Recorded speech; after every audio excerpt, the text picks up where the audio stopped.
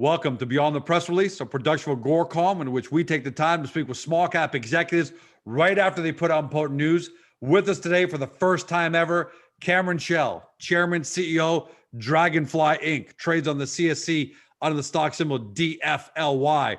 For our friends in the US, DFLYF. And for our friends in Europe on Frankfurt under 3U8. Now, for those of you new to the story, that's going to be almost all of you, at least on the Agoracom side. We know a lot of Draganfly people can be watching this, but here's what you need to know about the company. Most of us know drones as cool toys flying around the neighborhood, maybe even simple commercial applications for things like real estate videos. But the fact of the matter is that huge corporations are now testing ways to deliver packages with drones, use drones to provide internet connections. And there's even a startup that's using drones to deliver tacos to your door. So in short, the drone industry is booming and on the verge of really moving into ways that people can't imagine. But one company has gone beyond imagining and testing, and that's Draganfly. They're an award-winning manufacturer and technology developer that is actually delivering. Now, more than just lip service, because a lot of people talk the talk. Draganfly was established in 1998. A lot of people consider them the oldest commercial drone company in the world. They're the first, they built the first drone to actually save a life. The first drone to be inducted into the Smithsonian National Air and Space Museum. Unbelievable. Their clients are corporations, Ontario Provincial Police, law enforcement agencies, government agencies, you name it. Unbelievable. Now they're developing a vaccine drone delivery payload system. All that totaled in $2.9 million in revenue for the first 9 months of 2020. And they're building multiple revenue streams. Cam, let's talk about the company. Welcome to the show. And it's a real pleasure to be here, George. I'm a big admirer of what you guys do. And so we're really proud and appreciate the opportunity to be a part of your network. Hey, man, appreciation is all ours because we're always looking for the disruptive tech small cap companies that are going to define this decade. And you guys are it. So let's talk a little bit about a couple of press releases you put out. The first one is, pretty routine, right? Draganfly got issued a new delivery drone patent, which for most people would be, kind of routine. But you guys are saying that's a game-changing patent for the drone delivery vertical. So, what is it about it that makes it so game-changing? Yeah, I think it's really important. It's a fantastic question, and I'm glad you asked it. I think it's really important to take a look underneath the covers of what Draganfly has innovated in the past. And every single year we come out with some industry-changing standard innovation, and we've come out with a number of them this year.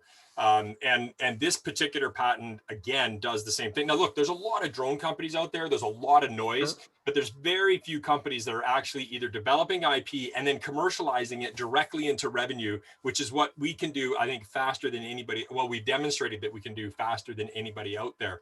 So before I specifically talk about this particular patent, our portfolio is extensive. And to give you an example, a year and a half ago, we did a sale and lease back of one of our patents to Autel. And Autel then used that patent to go out and win that's a very specific patent, and win $190 million lawsuit against their competitor. Now, that particular patent was for removable blades on drones. So any drone that has a removable blade, which is pretty much every drone, certainly a commercial one, maybe some of the consumer ones, infringes on our patent. Our patents include things like, battery management systems. If you can fit your drone into a backpack, you're probably infringing on one of our patents. If you've got foldable legs, you're probably infringing on one of our patents. Wow. Like really, now listen, we're not in the patent troll business. That's not what we do. But you're going to protect yourself at the same time. But what we know and what our customers know, and most of our customers are military contractors like Aero Environment or large corporate companies. When they come to us to get specific work done, they know that they're not going to have to deal with patent issues after the fact. And so these are really big issues for big customers, right? So you need to have that. And most startups aren't really in a position to understand that. So the patent that we just came out, that we were just awarded, is significant, not because it's a cargo drone patent, but because of the way that it has all the rotors that transition from vertical takeoff to horizontal flight. and the way that the center of gravity changes on that. Now, you think that, well, aren't there other drones that do that? Actually, there Right. are. Yeah. That's why for most people reading the press release, they say, wow, everybody does that. No, but clearly not. Well, here's the thing. Well, there are other drones that do that, but those other drones now infringe on our patent. Right. So we had this work that being done years and years ago. Right. And so we had the prior art on it. Now, also those other drones, the ones that we've looked at anyways, are all single planes of action. Right. They're not multiple planes independent. So we have 4 to 6 to 8 planes that can all change in different directions. And what does that mean? Just so everyone at home understands, what does it mean by changing planes? Well, so when I say a plane, I don't mean the whole, I mean the surface plane. Right. Yeah, of course. So you might have one wing that can go up and then transition and fly it forward. We can do multiple wings. So every engine, every motor can then tilt and then take it in different directions. Got it. Right. So, and we can do this across multiple rotors. Why this is so important, especially in a cargo zone, drone, is because you can now bury your center of gravity inside the cargo zone. Now, when you're doing medium to heavy lift, that's incredibly important, because balance on these things is everything. And so a big issue in the industry with vertical takeoff, right, which but then transitioning into horizontal flight, is that you have to tip your cargo. Yeah, center of gravity is in the wrong place. It's a big deal when that happens, even if it's tipping by a little bit. But now we can do it on variable, what I call planes, right, engines. We can actually keep our cargo level the whole time to do it. It's when you really understand the dynamics and the engineering behind it, it's a major innovation within the industry. And it's another thing that our engineering bench really took the time to think through, because we've got as much or more experience, boots on the ground experience, actually delivering these types of products.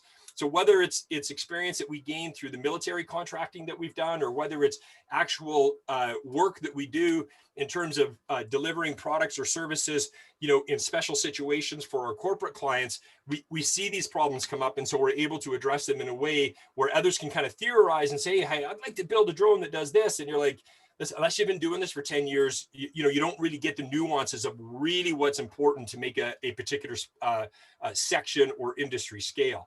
And so that's why we're here, right? Because this doesn't come through in the press release, right? Hearing you say that, that's really big. In fact, so how do you plan to monetize on that patent? Are you going to license out the technology to companies who need that, or do you just keep it for yourselves to produce your own drones? Yeah, so typically in the past, again, we're not patent trolls, and that's a really expensive, different business. No. And it's just, it can be profitable and it can't, and it's distracting and all those types of things. What it means is that we're a real player in the drone delivery space. And whether that's in the services side of it, or whether it's in the design and build side of it, we've got the real companies now come to us to say, hey, listen, this is an important innovation. And so it really drives our business on a whole bunch of fronts, in particular our contract engineering, but also in terms of our ability to operationalize and manage those services for other companies. So that's going to be our primary way. And that's how we've generated revenue in the past, is that people go to us because they know that we've got the tech to actually deliver the right kind of service. Now, we have done some sale and lease back of the stuff of our patents in the past. So if the right opportunity and the right purchaser or licensor comes along, we'll certainly take a look at that.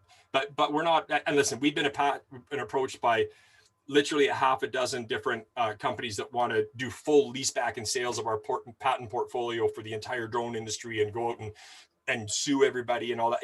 That doesn't help the industry. No, and that's not the business that we want to participate in. So we'll monetize it just by doing a good business. What's feedback? Is it too early to ask if you've gotten any feedback from the industry where someone picked up the phone and called you guys and said, wow, you've got the patent of this. This is game changing. This feedback about how impressive it is. They want to do business with you. What kind of early feedback have you gotten from the industry in general? I would say the feedback that we've got is actually pre-feedback. So part of the innovation around this is the work that we're doing with companies. Like recently, we just announced Cold Chain, which is one of them, what I would consider a major distributor of U.S. government vaccines for the U.S. government, and so their clients are the U.S. Army. I see here. Johnson & Johnson, Chicago Department of Public Health, Centers for Disease Control and Prevention. I mean, it's unbelievable who their customer base is. Yeah, and so listen, they've got it. So they came to us and they said, listen, we have payloads that are sensitive, right? Sensitive to vibration, sensitive to temperature, sensitive. Like, it's got to be really, stably managed, monitored, that type of stuff. And so the pre-work that we've done on this, understanding that those types of payloads have to be in certain conditions and situations, gained us the credibility with somebody like a cold chain and certainly others that we're talking with, to be able to go like, wow, these folks, they really have real world experience. We're going to go with them because they have a bigger and deeper picture of what has to be developed. So again, that becomes our model. So we had a bunch of pre-work going into it, and certainly because of that, we've got a strong pipeline for this type of innovation going forward. It's amazing that a lot of people, including me, didn't realize how important cold chain is in the delivery of vaccines, but we're all starting to hear about it on TV as a result of COVID vaccines, and that it's not just as easy as taking this and shipping off in a box somewhere and pop into your arm. Temperature control, all that is really, really crucial. So for you to be selected by cold chain and with the kind of customer base they've got is incredible third-party validation. So here's the question for you. What is the status of that relationship right now? When do you expect to potentially start commercializing it? And where do you think, you deploy the technology? Is it going to be in Toronto, Ontario, or is it going to be in countries, that don't have great supply chain management for vaccines? Yeah, the biggest I would say challenge in the industry, and it's not a challenge, it's totally appropriate, is regulation and beyond visual line of sight operations. So sovereign nations are a favorite choice for this type of and an ideal choice for this type of operation to start. And we've seen other delivery companies start in those types of areas as well. And so we'll be doing something similar in the US with customers that we're already working with in that regard. But rather than calling this remote location delivery, we call it challenge location delivery, because much of our planning and design, which we see this going live, inside of 6 months, each flight will still require proper, regulatory approval and licensing and all the rest of it. But these challenge locations aren't just remote. They're locations that could be jammed up because of traffic. They could be a natural disaster. There could be any number of reasons that create a situation to be challenged. And it's much more efficient to drop a drone in there than to try to get an ambulance with equipment. Absolutely. Or to try to get vaccine. So this is, again, far beyond just vaccines. It's medical equipment, and all the regulation is moving in that direction very, very quickly. And given the amount of work and the background that we've got with our military contracting clients as well, we've done this type of work in the past in quite literally extreme challenging situations. So to be able to do it in this regard, we've got not just a technical but the logistical background to be able to do it. But what we do a little bit different is we don't tend to build it and hope they will come. We make sure that, to the best of our ability, we make sure that we have a customer in place first. So when we, talk about a new initiative or announce a new initiative, we're not spending budget in a way that we hope that, look, this will be kind of cool and we think people are going to like it. We're doing it and building it because, we already know who our customer is going to be, and we're building it to their specification, and we've got some sort of partnership with them to deliver it on, and it's scalable. So, which again, is a bit of a luxury of a situation that we get to be in because of the length of time we've been in this business. Let's talk about that for a second. I'm going to move on to your Department of Agriculture press release also, but since you're kind of talking about building for customers, knowing uses, right?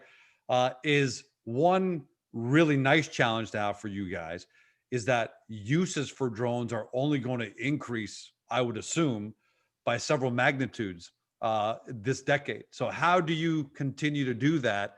And again, that's a good problem to have, right? If there are, if there are this many use cases today, but they're going to be that many tomorrow, how do you plan for that in advance? How do you guys know in advance, which customers will and what applications they'll, or are you just waiting for them to come to you? Well, there's a great pipeline right now, and one of the differentiators for Draganfly is that we're not just a manufacturer. I mean, we manufacture, we deliver services. We do our own software development. We do AI. And that's because what happens is customers come to us with a problem. So we're a solution provider, and an airframe and building a particular type of drone is part of the solution.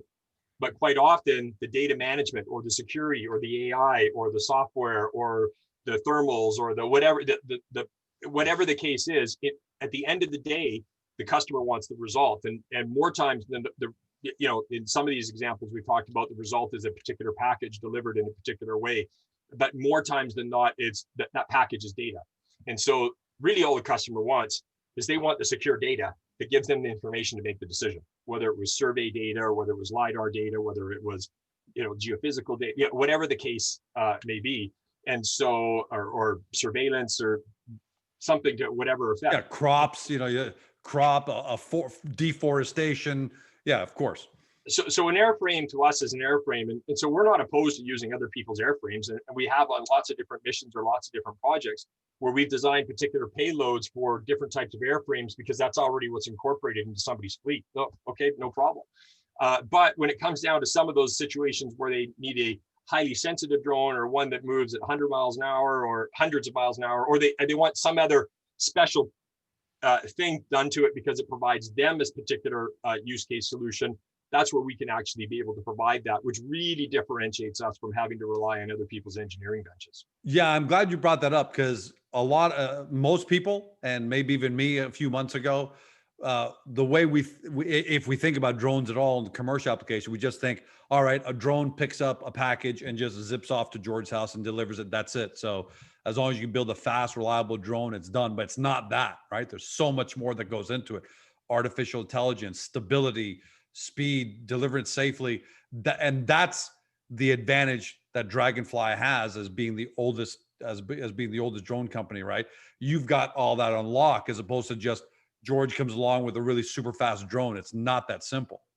Yeah, the solution, right? Exactly. The drone is the drone, and an engine's an engine, and you put it together a certain way, whatever the case is. The solution is much more complex, especially to make the solution simple and to deliver to the customer what drives them value. You need to provide an entire solution. I frankly, will build Draganfly, in my opinion, into one of the top 3 largest drone companies in the world. And one of our signature differentiators will be that, that we provide end-to-end solutions.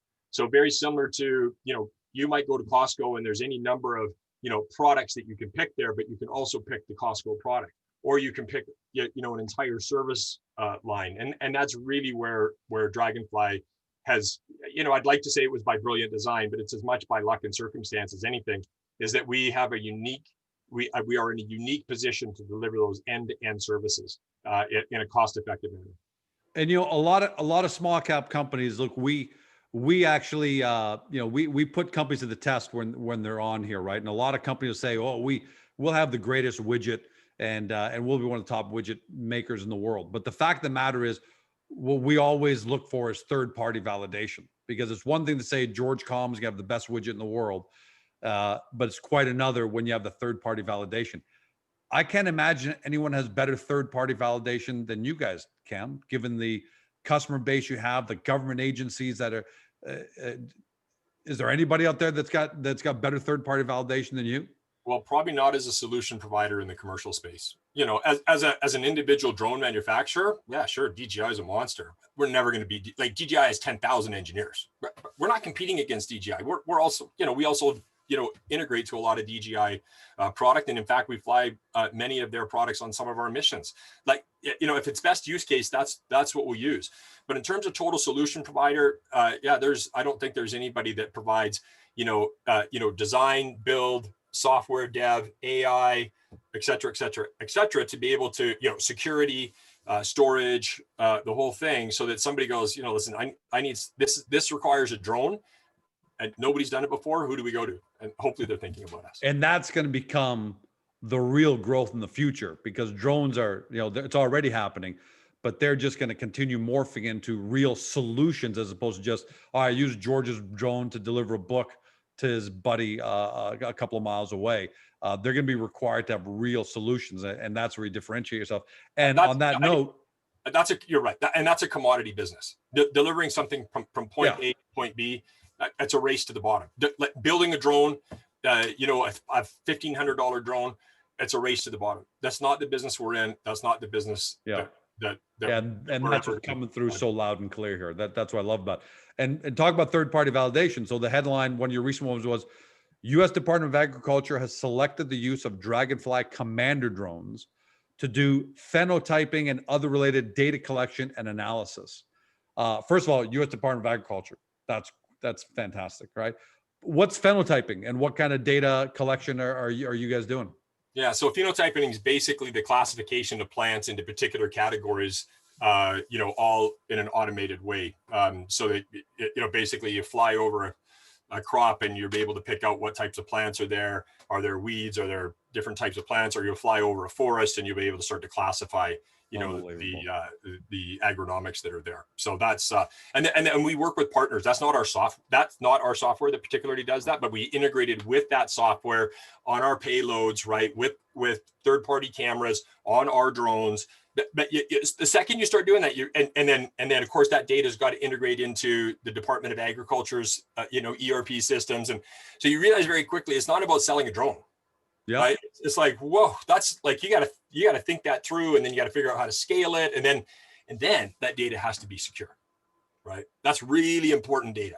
And so a big trend that we've seen in the last couple of years is to move to North American manufacturing because of foreign security concerns. So even as something as simple as how many flights a day a drone is making, or what are the plant vegetation types doing, or how forests are doing, that's all potentially strategic information. And so I'll call it the Five Eye governments are in a spot where they're saying we want Five Eye manufacturing. So we're seeing really significant resources, both financial and political, being committed into securing North American manufacturing. Now, there's about 5 U.S. manufacturers, and that's about it. Now there were a whole bunch more, and the VCs, through the early 2000s, bet on a bunch of big companies, the 3DRs and GoPro and Airware and all, huge. John Chambers was the chairman of Airware, and Andreessen Horowitz back. Like every one of those companies tried to buy Draganfly at some point, and that's a literal statement. We, for a number of different reasons, we ended up not selling out. Not that I didn't want to many times, and was overruled by the board a few times. But thank goodness we didn't, because they're all gone. They're every single one of them. At least GoPro's still around, but their drone business is gone, and we're still here. But the reason, but that happened because the foreign drone manufacturers, from an airframe perspective, are really good at what they do, and they have incredible low cost base. So they just drove everybody out of business. So we maintained and were able to be a viable business because of our military contracting and our solutions approach. And now we're you weren't a commodity competing on price and just getting smashed. Exactly. And so now today there's basically and that's not quite true, but there's no U.S. manufacturers left. And so when the U.S. government and the agencies are looking to, who are we going to buy our drones from, security being, the number one issue, we're getting into a lot of places that are way above our weight class right now. So, we're really, really confident and enthusiastic about, the growth of our business in that regard. And I think sales like the Department of Agriculture or the U.S. Marshals or any number of the sheriff's departments or any of that type of stuff that we're selling to now is reflective of that. Well, let's talk about that. So clearly the drone industry is doing some unbelievable things. You guys are. Let's talk about 5 years from now, just to really put in people's minds, paint a picture. How integrated into our lives do drones become in terms of multiple applications and things that are necessary, and not just delivering pizzas and tacos, but what kind of amazing things do you guys see coming in the next 5 years, and how drones just integrate into our daily lives? Yeah, I think 5 years from now, the first responder on every accident scene will be a drone, just to give you an example. And it will have the capability to assist people that are there to do self-administration of emergency care immediately, or it will be the first ones there to assess the safety situation for the first responders that are showing up. That's one example. For example, I don't think there will be a hurricane or a natural disaster that will not be first responded to by drones. I don't think. That's exciting, man. Those are the types of things and so listen, pizza box delivery, I get it, right? Actually, I don't really get it. but Yeah, it's neat. It's a neat, cool. It's a job. gimmick. If I got George's Pizzeria and I tell you I can deliver by drone, I'll probably get business because people want to see a drone deliver the pizza. So Yeah. cool gimmick, great, but that's not the future. Right. Drone integration into our infrastructure on a commercial and industrial level, it will be ubiquitous. 10 years from now, you'll wonder how we absolutely operated without it. We want real-time data on, energy consumption. We want to see what's like. There's just nothing that it doesn't touch. I'm excited about applications like, for example, combining Internet of Things, IoT technology with artificial intelligence, and I'm wearing a watch and it says I'm having a heart attack. It determines George's having a heart attack while he's walking a trail somewhere. And unless we can get life-saving paddles to him or something that he needs, or in the next couple of minutes, next 5 minutes, he's a goner. And drones being deployed for things like that. Yeah, it's exactly. I mean, those are the types of things that will just become absolutely ubiquitous for all of us. I think it's,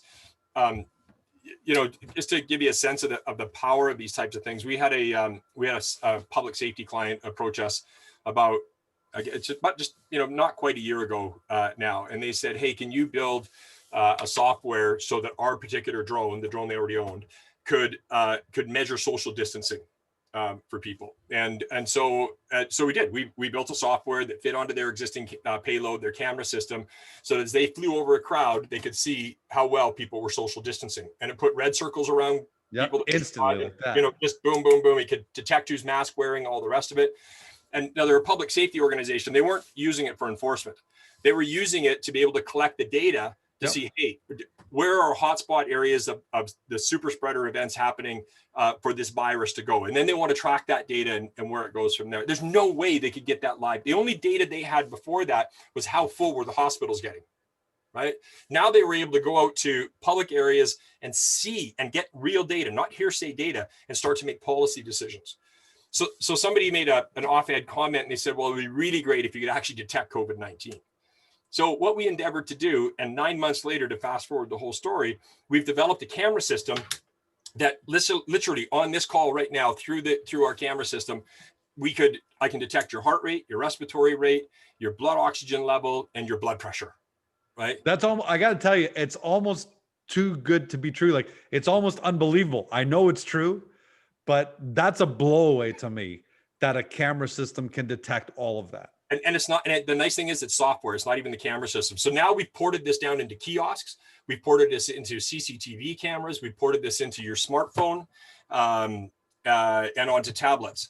So Draganfly has deployed the technology onto university campuses, into prisons, into government buildings. We're launching at CES here next week, and it'll be on telehealth systems and on your smartphone. Check-in apps, when you go to check in and answer your 5 questions before you get into a facility, like, have you come in contact with anybody? As you're doing that, the phone is going to be taking your blood pressure, your heart rate, and checking all that. Like, that's the type of data innovation that we came up with as a drone company, because we were answering a customer's requirement. And I think that's the type of innovation that we'll continue to put out there as an organization, and why we're a solution provider and not a drone manufacturer. Cam, I'm going to tell you, buddy, I, for one, and I think every small cap investor who's actually invested in Draganfly and will be invested in Draganfly is going to be pretty thankful one day that you didn't end up selling to those Silicon Valley groups, right? Because I'm convinced that this decade is going to be the breakout, insane decade for drones, drone technology, real solutions, real value that people pay for at the end of the day, because the pizza delivery thing's going to get pretty old pretty fast, and then that's going to be nothing. Drones that fly around taking video of my family, I've used that, by the way, great, but after a while that's going to become pretty commodity. But you guys are building something really special there. I'm so glad you came on it. We could talk for another hour easily. Yeah, you've been very gracious with your time, and I really appreciate it as always, George. Oh no, I could keep going. It's more you got to run a company, right? And I want to save a little something for shareholders, investors in their next one, because here we are, the first week of January. I wouldn't be surprised if you're back here 10, 15 times this Certainly. year, given what you guys are doing. But thanks for joining us today, and congratulations on just the recent news you've put out, let alone what Draganfly has done throughout its entire history. Thank you so much, George. Have a great day, and congratulations on everything you guys are doing. Thanks, Cam. For everyone at home, you've been watching Cameron Schell, Chairman, CEO of Draganfly Inc., trades on the CSC under the stock symbol DFLY, on the OTCQB, DFLYF, and for our friends in Europe on Frankfurt under 3U8. Look, if you're not excited after watching or listening to this, then I don't think anything is going to get you excited in the small cap world, but I know most of you are. So make sure you do your due diligence. Agoracom is going to have its own collateral ready by the beginning of next week, maybe even tomorrow. But in the meantime, all you have to do is get to the Draganfly website, take a closer look, watch some of the videos, absorb some of the information, but start your due diligence because there's no doubt about where the drone industry is going. It doesn't necessarily mean guaranteed that Draganfly is going to be the biggest winner or a winner and all that, but that's the nature of due diligence, right? You got to determine that. We love the company, love the leadership, and we hope you do too. Have a great day, everyone. Thanks for joining us. See you next time.